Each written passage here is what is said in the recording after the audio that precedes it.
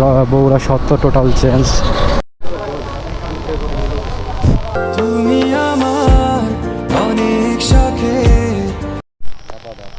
চিনি চিনি, আমি চালাবো না তুমি চালাবা? তাহলে বেরোলাম মামা, থাকেন আসতে দিকে কদিন পর।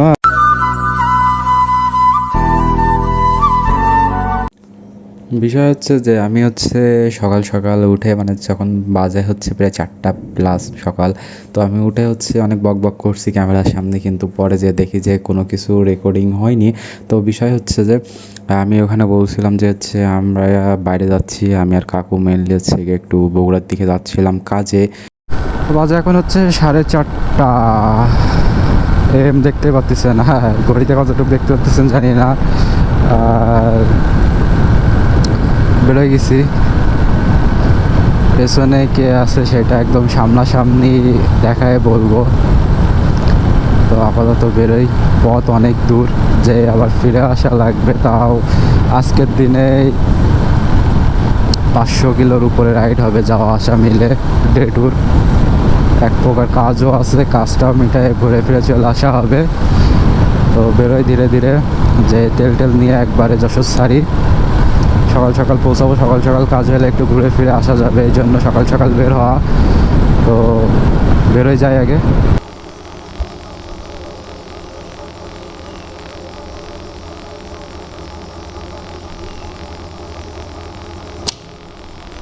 তারিখ কেটে গেল।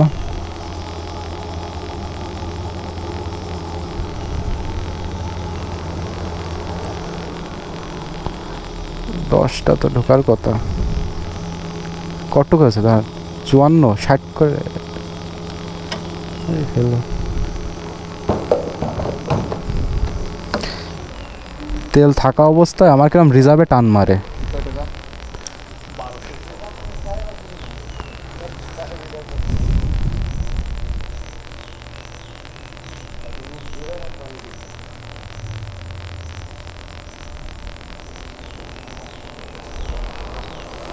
জিরো করে দিস,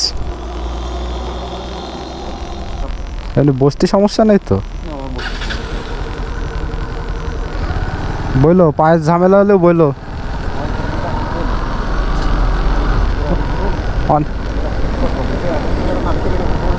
হ্যাঁ হ্যাঁ, তাহলে আবার হ্যাঁ তা থাকে, তা তো করে।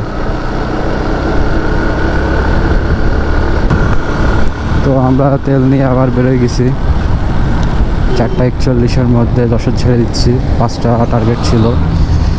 তো বেরোই, দেখা যাক এই অন্ধকার থাকতে থাকতে মানে সকাল হওয়ার আগে কতক্ষণ টানতে পারি, কারণ 6টার পর থেকে 6:30টার পর থেকে আবার জ্যাম শুরু হয়ে যাবে না সব কিছু। এর মধ্যে দেখি কুষ্টিয়া ধরা যায় কি না, আশা করি পারবো না কুষ্টিয়া ধরতে, তারপরে দেখা যাক কি হয়। আর সকালে আলো হোক, তারপরে কথা হবে আবার, নাই গোপুরতে তো ধরতে পারবে না। আমরা এখন আছি হচ্ছে কালীগঞ্জে, 5টা 7 বাজে। আর সকালবেলা তো এই জন্য সময় কভার করা যায়, কারণ তেমন কোনো জায়গায় জ্যাম নেই, কিছু না। আর ব্রেক করা লাগে না, মানে সেইভাবে নিজের একটা গতিতে বেরোয় আসা যায়, এই জন্যে আর কি। সকাল সকাল বেরোইলে, সকালবেলা আর রাতের বেলায় 2টা টাইম হচ্ছে খুব মানে সময় কভার করা যায় মারাত্মক, কিন্তু দিনের বেলা খুব রাশ থাকে, রোড ঘাট সব, এই জন্য কভার করতে একটু কষ্ট হয়ে যায়। যে এটা আমার 20 মিনিট লাগলো কালীগঞ্জ আসতে, সেখানে আমার লাগবে 30 থেকে 35 মিনিট। তো দেখা যাক এর মধ্যে কতটুকু যাইতে পারি টেনে টুনে। ঝিনাইদহ সর্বোচ্চ 10 মিনিট লাগবে। দেখা যাক, 5টা বলতেছি তো 10 মিনিট লাগবে, এখন কতক্ষণ লাগবে বলতে পারতেছি না। তো যাই, বেশি টানাটানিও না, বেশি এভাবে যাই, কারণ ভোরবেলা তো। এখন হচ্ছে ঠান্ডার একটা সময়, তো ঠান্ডা ঠান্ডাটা ভাব আছে, এই টাইমটায় ঘুমও খুব আসে, এই জন্য খুব রিল্যাক্সে যাওয়া লাগবে। সময়টা খুব ভালো, আবার সময়টা খুব খারাপ। আমরা এখন হচ্ছে ঝিনাইদহ পার করতেছি, ফাঁকা শহর, একটু পর থেকে কুলবুল কুলবুল শুরু হয়ে যাবে না। আর বামে তো এটা চীনা পরিচিত রোড, ঝিনাইদহ একদম মেন শহরের উপরে এই পাশটা দিয়ে সব।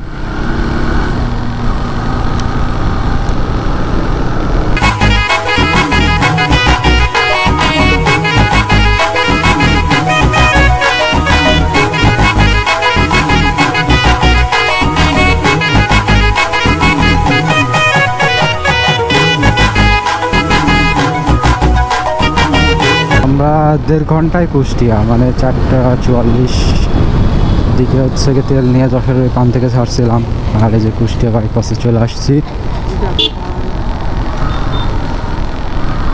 এটা শহর, আর এটা কাকু এটা হচ্ছে কুষ্টিয়া বাইপাস। এই ভিতরে গেল শহর, আর আমরা বাইপাস দিয়ে বাইরে বেরোয় যাব। শহর দিয়ে গেলে মেলা ঘুরে যাওয়াতে হবে না।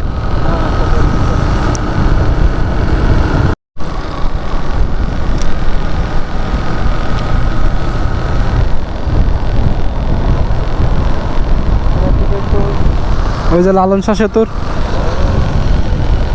10 টাকা দেওয়া লাগবে টোলে।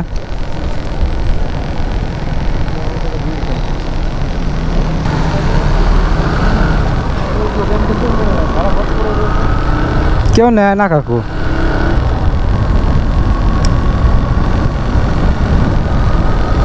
প্রথমটা ভালোই মাইলেজ দিল,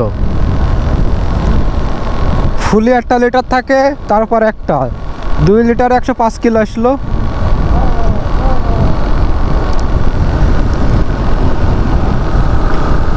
কিন্তু অটোমেটিক পিক আপ নিচ্ছে কেউ।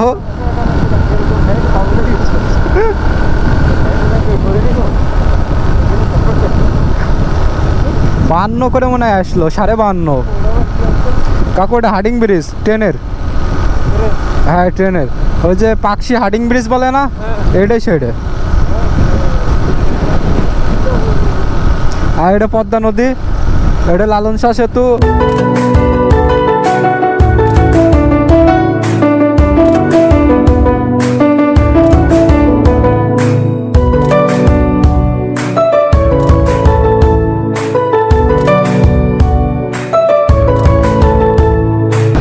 আমরা লালন শাহ সেতু পার করে চলে আসছি, আর সামনে হচ্ছে দাসুরিয়া, মানে ঈশ্বরদী দাসুরিয়া যেটা। আর বাজে এখন হচ্ছে 7:19। একবারে দেখি যে নাটোরে যে দাঁড়াবো, নাটোর বেশি দূর না, এখান থেকে 40 কিলোমিটার হবে হয়তো। সো আমরা হচ্ছে নাটোরে যে একবারে দাঁড়াবো, কুষ্টিয়ায় দাঁড়াইছিলাম, তারপরে এবার নাটোরে যে দাঁড়াবো, তারপরে আমাদের গন্তব্যস্থলে যে একবারে কাজ টাজ সেরে তারপরে বাকিটা দেখা যাবে। কোথায় যায় নাকি যাই, সব কিছু দেখতে পাবেন, ভিডিও দেখতে থাকেন, কারণ সময়ের সাথে আমিও বুঝতে পারবো কই যাচ্ছি, কী করছি, সেটা আপনারাও জানতে পারবেন। নাটোরে চলে আসছি, বাজে 8:03। এই সোজা রাজশাহী চলে গেল কাকু। হ্যাঁ রাজশাহী। আর আমরা এই যে বগুড়ার দিকে চলে আসলাম।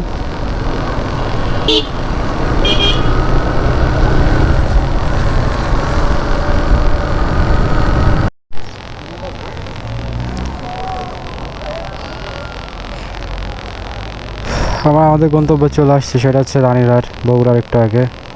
কাকু আমি এখন আরেকজনের অপেক্ষায় আছি, সে আসলে কাজটা মিটায় নেই।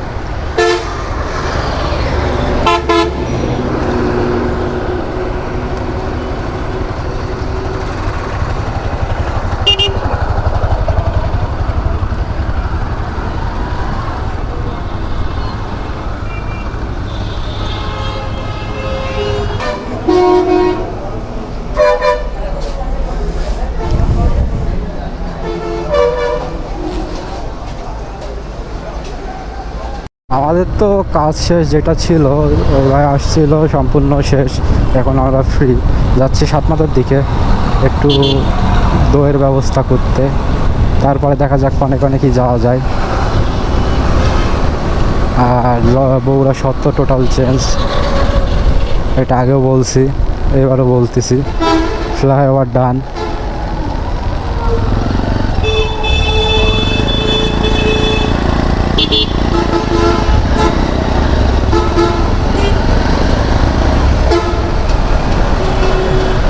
এটারে 3 মাথা রেলগেট কয় কাকু?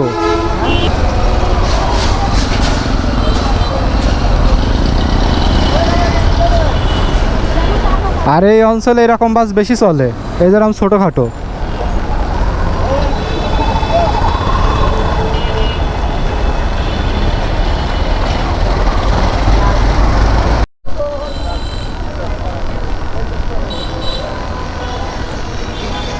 হ্যাঁ,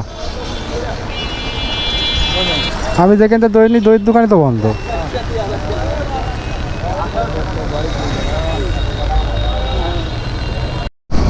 তো আমাদের দই কেনা শেষ, বগুড়ার কাজ শেষ সম্পূর্ণ। এখন একটু আদমদিঘির দিকে যাবো, অসীম আমাদের সাথে দেখা সাক্ষাৎ করে, তারপরে দুপুরের পরে বেরোয় চলে যাবো। রাত 11টা-12টার মধ্যে চলে যাবো মানে যশোরে, কোনো সমস্যা নাই। পিছনে একটা অ্যাক্সিডেন্ট হয়েছে ট্রাকের, এই জন্য এখানে এক কাদা জাম বেঁধে গেছে, নাহলে রাস্তায় জাম বাঁধার কথা না।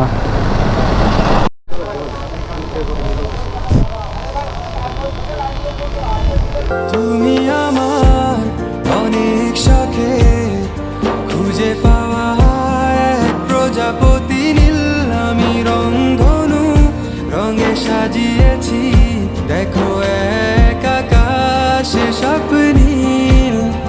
তুমি আমার অনেক শখে খুঁজে পাওয়া এক প্রজাপতি নীল, আমি রংধনু রঙে সাজিয়েছি, দেখো এক আকাশে স্বপ্ন। চিনি চিনি, আমি চালাবো না তুমি চালাবা? তাও হবে না। পুরোটা কি রাস্তায় চালাবে না, নাটোর পর্যন্ত যাবো তারে দিন মানে রেল লাইন পরে রায়নগর রোড, ওটা আরো ক্লিয়ার আছে, মানে সোজা রোড এবং হচ্ছে এইরকম পুরাটাই। হ্যাঁ, রাস্তা ভালো। হ্যাঁ, তাহলে উঠি আগে। সেই মজা ওই রোডে চালায়। ওফ, একটু ফোন গুতানো যাবে না? হ্যাঁ মামা, টাটা। তাহলে বেরোলাম মামা, থাকেন, আসতে দিকে কদিন পর।